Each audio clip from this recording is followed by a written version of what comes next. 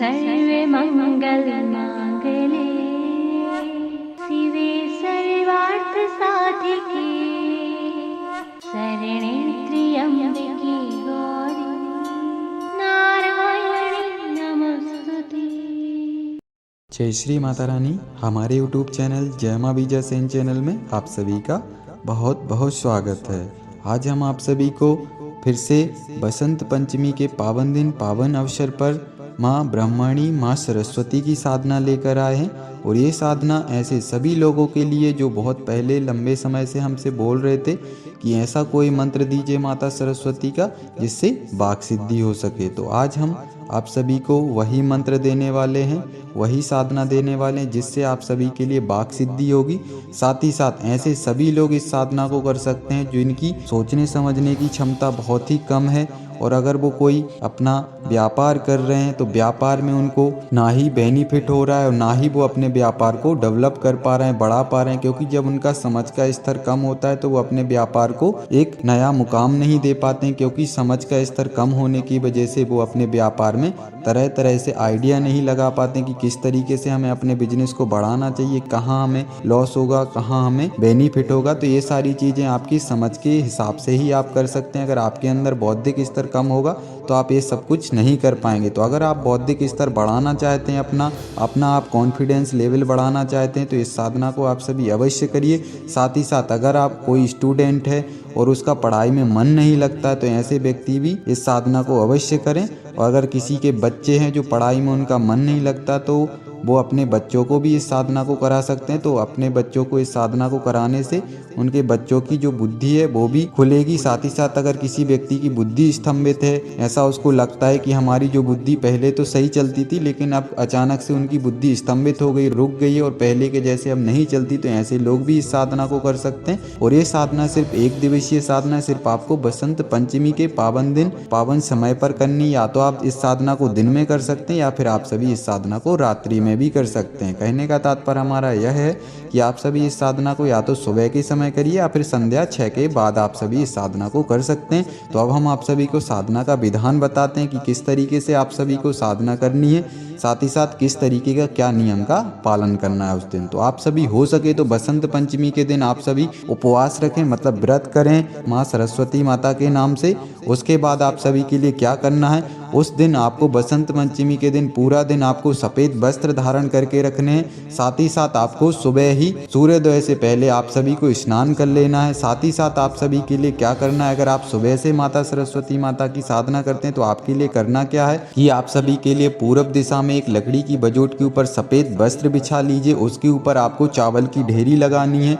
चावल आपको याद रहे पूर्ण रूप से स्वच्छ होना चाहिए, कटे नहीं होना चाहिए, मतलब टूटे हुए चावल नहीं होना चाहिए, पूर्ण रूप से साबुत चावल होना चाहिए। उसके बाद चावल के ऊपर माता सरस्वती के नाम से घी का दीपक प्रज्वलित कर दीजिए। आप सफ़ेद गुलाब के पुष्पों की पंखुड़ियाँ चारों तरफ माता के दीपक के फैला लीजिए आप सभी। और 2 गुलाब के पुष्प सफ़ेद होना चाहिए, वो माता सरस्वती माता के चरणों में सम्मान पूर्वक आप लगाइए माँ के चरणों को याद करते हुए। उसके बाद आप सभी के लिए धूप प्रज्वलित करनी है। धूप आप सभी चमेली की मतलब मोगरा की भी कर सकते हैं या फिर गुलाब की भी आप सभी धूप प्रज्वलित कर सकते हैं।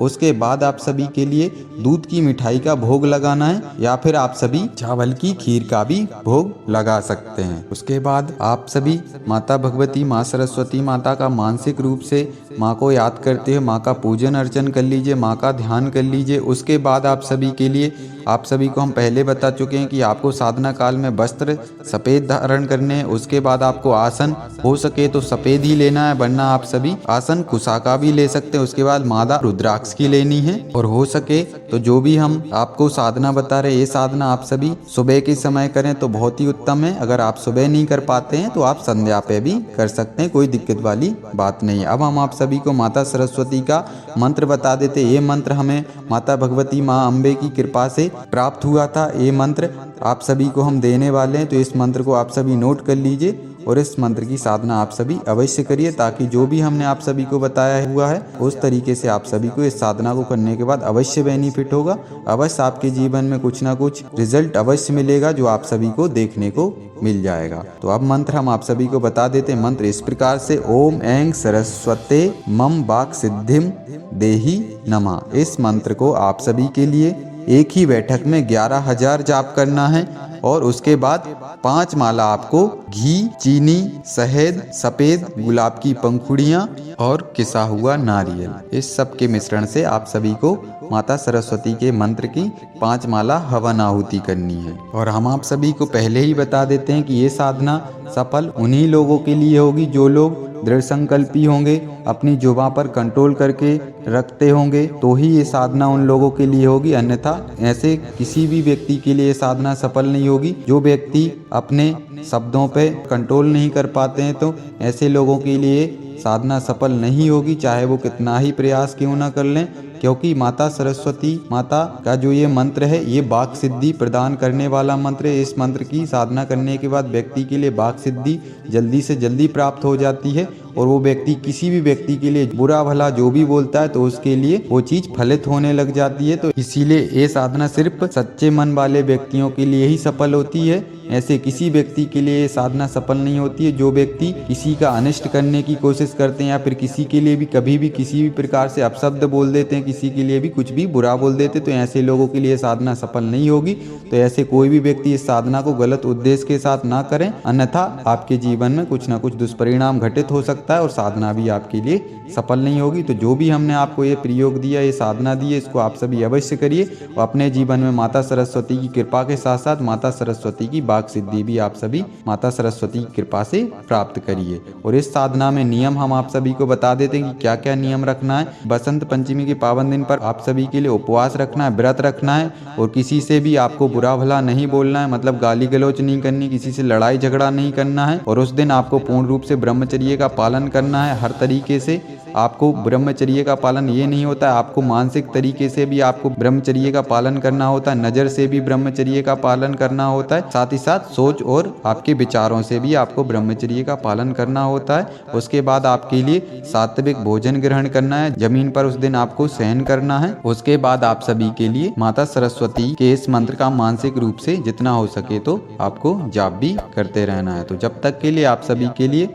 जय श्री माता रानी।